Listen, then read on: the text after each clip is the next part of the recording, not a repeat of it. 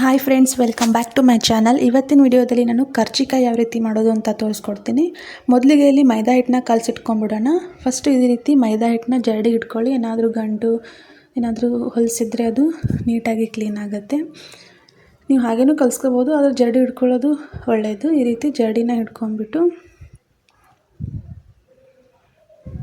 ಈ ರೀತಿ ಮೈದಾ ಹಿಟ್ಟಿಗೆ ನಾನು ಎಣ್ಣೆನ ಸ್ವಲ್ಪ ಬಿಸಿ ಮಾಡಿ ಹಾಕೋತಿದ್ದೀನಿ. ಎಣ್ಣೆನ ಬಿಸಿ ಮಾಡಿ ಹಾಕ್ಕೊಂಬಿಟ್ಟು ಈ ರೀತಿ ಸ್ವಲ್ಪ ಅದನ್ನು ಸ್ವಲ್ಪ ಆರಲಿ, ಭಾಳ ಬಿಸಿ ಇರುವಾಗ ಕಲ್ಸೋಕ್ಕೆ ಹೋಗಬೇಡಿ. ಸ್ವಲ್ಪ ಉಪ್ಪು ಹಾಕಿಬಿಟ್ಟು ಇದನ್ನು ನಿಧಾನವಾಗಿ, ಅದು ಎಣ್ಣೆ ಹಾಕಿದ್ಮೇಲೆ ಸ್ವಲ್ಪ ಗಂಟು ಥರ ಆಗಿರುತ್ತಲ್ಲ, ಅದನ್ನೆಲ್ಲ ನೀಟಾಗಿ ಒಡ್ಕೊಳ್ಳಿ.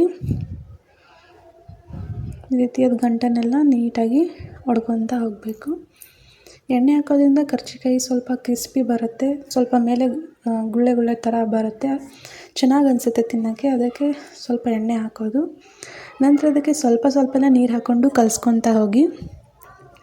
ಹಿಟ್ಟು ಭಾಳ ಹಳಸಾಗಬಾರ್ದು, ಅಂದರೆ ಭಾಳ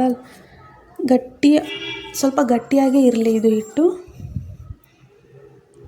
ನಂತರ ಸ್ವಲ್ಪ ಸ್ವಲ್ಪನೇ ನೀರು ಹಾಕಿಬಿಟ್ಟು ಈ ರೀತಿ ಮಿದ್ಕೊಳ್ಳಿ. ಎಷ್ಟು ಸಾಧ್ಯ ಆಗುತ್ತೋ ಅಷ್ಟು ನಾದ್ಕೊಳ್ಳಿ. ಇದನ್ನು ಎಷ್ಟು ಚೆನ್ನಾಗಿ ನಾದ್ಕೋತಿರೋ ಕರ್ಜಿಕಾಯಿ ಅಷ್ಟು ಚೆನ್ನಾಗಿ ಬರುತ್ತೆ. ಈ ರೀತಿ ಚೆನ್ನಾಗಿ ನಾದ್ಕೊಳ್ಳಿ. ನಾದ್ಕೊಂಬಿಟ್ಟು ಇದನ್ನು ಒಂದು 10-15 ನಿಮಿಷ ಹಾಗೆ ಬಿಟ್ಬಿಡಿ ರೆಸ್ಟಿಗೆ. ನಂತರ ನಾವು ಪೌಡರ್ ಮಾಡ್ಕೊಳ್ಳೋಕ್ಕೆ ಪುಟಾಣಿ, ಕೊಬ್ಬರಿ ತುರಿದಿಟ್ಕೊಂಡಿದ್ದೀನಿ, ಹಾಗೆ ಬೆಲ್ಲ, ಆಮೇಲೆ ಜಾಜಿಕಾಯಿ ಅಂತಾರಲ್ಲ ಅದನ್ನ ತೊಗೊಂಡಿದ್ದೀನಿ. ಈಗ ಪುಟಾಣಿನ ಮಿಕ್ಸಿಗೆ ಹಾಕ್ಕೊಂಡು ಪೌಡರ್ ಮಾಡ್ಕೊಳ್ಳೋಣ. ಮಿಕ್ಸಿಗೆ ಮಾಡ್ಕೊಂಬಿಟ್ಟು ಇದನ್ನು ಕೂಡ ನಾವು ಜರಡಿಗೆ ಹಿಡ್ಕೋಬೇಕು. ಸ್ವಲ್ಪ ದಪ್ಪ ದಪ್ಪ ಉಳಿದಿರುತ್ತಲ್ಲ ಅದೆಲ್ಲ ನೀಟಾಗಿ ಹೋಗಲಿ ಅಂತ ನೀಟಾಗಿ ಪುಟಾಣಿನೂ ಪೌಡರ್ ಮಾಡ್ಕೊಳ್ಳೋಣ. ನಂತರ ಅದೇ ಮಿಕ್ಸಿಗೆ ನಾನಿಲ್ಲಿ ಕೊಬ್ಬರಿ ಏನು ತುರ್ಕೊಂಡಿದ್ವಲ್ಲ ಅದನ್ನು ಸ್ವಲ್ಪ ಪುಡಿ ಮಾಡ್ಕೊತೀನಿ. ಹಾಗೆ ಹಾಕೋದ್ರಿಂದ ಸ್ವಲ್ಪ ಹಾಗೆ ಸಿಗುತ್ತೆ ಅಂತ ಮಿಕ್ಸಿ ಮಾಡಿ ಹಾಕ್ಕೊಂಡ್ರೆ ಎಲ್ಲ ಇವನ್ನಾಗಿ ಕೂಡ್ಕೊಳ್ಳುತ್ತೆ ಅಂತ ಕೊಬ್ಬರಿನೂ ಸ್ವಲ್ಪ ಮಿಕ್ಸಿ ಮಾಡಿ ಇಟ್ಕೊಂಡಿದ್ದೀನಿ. ಹಾಗೆ ಜಾಜಿಕಾಯಿ ಒಂದು ಅರ್ಧ ಹಾಕೋತಿದ್ದೀನಿ. ಇದನ್ನು ಜಾಸ್ತಿ ಹಾಕೋದ್ರಿಂದ ಕಹಿ ಅನಿಸುತ್ತೆ, ಅದಕ್ಕೆ ಒಂದು ಅರ್ಧ ನೀಟಾಗಿ ಇಟ್ಕೊಂಬಿಡಿ. ನಂತರ ಒಂದು ಸ್ವಲ್ಪ ಏಲಕ್ಕಿನ, ಒಂದು 4-5 ಏಲಕ್ಕಿನ ಸಿಪ್ಪೆ ತೆಗೆದ್ಬಿಟ್ಟು ಚೆನ್ನಾಗಿ ಇದನ್ನು ಕುಟ್ಕೊಳ್ಳಿ. ಇದನ್ನು ಪೌಡರ್ ಮಾಡ್ಕೊಳ್ಳಿ. ಇದನ್ನು ಪೌಡ್ರು ಈಗ ಪುಟಾಣಿ ಪುಡಿ ಏನಿತ್ತಲ್ಲ ಅದಕ್ಕೆ ನಾನೀಗ ಕೊಬ್ಬರಿ ಏನು ತುರಿದಿಟ್ಕೊಂಡಿದ್ವಲ್ಲ, ಮಿಕ್ಸಿಗೆ ಹಾಕ್ಕೊಂಡಿದ್ವಲ್ಲ ಆ ಕೊಬ್ಬರಿನ ಈ ಪುಟಾಣಿ ಪೌಡರ್ಗೆ ಹಾಕ್ತಾಯಿದ್ದೀನಿ. ತುರಿದು ಹಾಕ್ಕೊಳ್ಳೋದ್ರಿಂದ ಸ್ವಲ್ಪ ಚೆನ್ನಾಗಿ ಅನಿಸುತ್ತೆ, ಫ್ಲೇವರ್ ಎಲ್ಲ ಚೆನ್ನಾಗಿ ಬರುತ್ತೆ. ನಂತರ ಇದಕ್ಕೆ ಜಾಜಿಕಾಯಿ ಏನು ಜಜ್ಜಿಟ್ಕೊಂಡಿದ್ವಲ್ಲ ಅದನ್ನು ಪೌಡರಾಗಿ ಜಜ್ಜಿಟ್ಕೊಳ್ಳಿ. ಸ್ವಲ್ಪ ದಪ್ಪ ಇರಬಾರ್ದು, ಪೂರ್ತಿ ಪೌಡರ್ ಆಗೋವರೆಗೂ ಜಜ್ಜಿ ಅದನ್ನು ಇದಕ್ಕೆ ಹಾಕೋತಾ ಇದ್ದೀನಿ.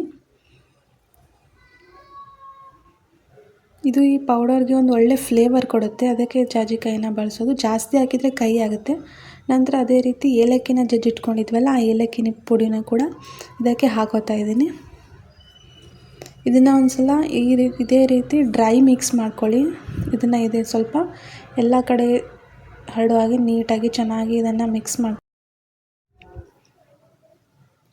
ಮಾಡ್ಕೊಂಡ ನಂತರ ಇದಕ್ಕೆ ನಾವು ಬೆಲ್ಲನ ಸೇರಿಸ್ಕೋಬೇಕು. ನಾನು ಬೆಲ್ಲನ ಹೆರ್ಚಿಟ್ಕೊಂಡಿದ್ದೀನಿ, ಅಥವಾ ನೀವು ಜಜ್ಜಿಟ್ಕೊಳ್ಳಿ, ಇಲ್ಲ ಮಿಕ್ಸಿಗೂ ಹಾಕೋಬೋದು. ಬಟ್ ನಾನಿಲ್ಲಿ ಜಜ್ಜಿಟ್ಕೊಂಡ್ಬಿಟ್ಟು ಇದನ್ನು ಇದಕ್ಕೆ ಹಾಕ್ತಾಯಿದ್ದೀನಿ. ಬೆಲ್ಲನ ಸ್ವಲ್ಪ ನೋಡ್ಕೊಂಡು ಹಾಕ್ಕೊಳ್ಳಿ, ಆಮೇಲೆ ಕಡಿಮೆ ಅನಿಸಿದರೆ ಮತ್ತೆ ಹಾಕೋಬೋದು ನಾವು. ಈ ರೀತಿ ಇದನ್ನ ಜಜ್ಜಿಟ್ಕೊಂಡಿರೋ ಬೆಲ್ಲನ ನೀಟಾಗಿ ನಿಧಾನವಾಗಿ ಕೈಗಳಿಂದ ಬಿಡಿಸ್ಕೊಂಡು ನಿಧಾನವಾಗಿ ಬೆಲ್ಲನ ಈ ರೀತಿ ಉದುರು ಮಾಡ್ಕೊತ ಕಲಿಸ್ಕೊತಾ ಹೋಗಬೇಕು. ಚೆನ್ನಾಗಿ ಬೆಲ್ಲ ಎಲ್ಲ ಕಡೆ ಹರಡೋ ರೀತಿ ಕಲಿಸ್ಕೊಳ್ಳಿ, ಚೆನ್ನಾಗಿ ಮಾಡ್ಕೊಳ್ಳಿ. ತುಂಬ ಚೆನ್ನಾಗಿ ಬರುತ್ತೆ ಕರ್ಜಿಕಾಯಿ, ಟ್ರೈ ಮಾಡಿ. ಈ ರೀತಿ ಚೆನ್ನಾಗಿ ಎಲ್ಲ ಕಡೆ ಮಿಕ್ಸ್ ಮಾಡ್ಕೊಳ್ಳಿ ಫಸ್ಟು.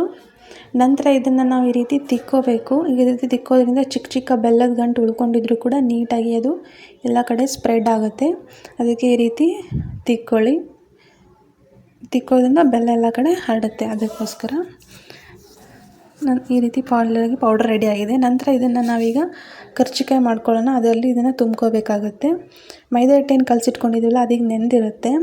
ಒಂದು ಅರ್ಧ ಗಂಟೆ ಅಷ್ಟು ಬಿಟ್ಟರೆ ಸಾಕು, ಒಂದು 10 ನಿಮಿಷ ಬಿಟ್ಟರು ಸಾಕಾಗುತ್ತೆ. ನಂತರ ಇದನ್ನ ಈ ರೀತಿ ಒಂದು ಸಲ ನಾದ್ಕೊಳ್ಳಿ. ನೋಡಿ, ಈ ರೀತಿ ಸ್ಮೂತ್ ಸ್ಟ್ರಕ್ಚರ್ ಬರಬೇಕು.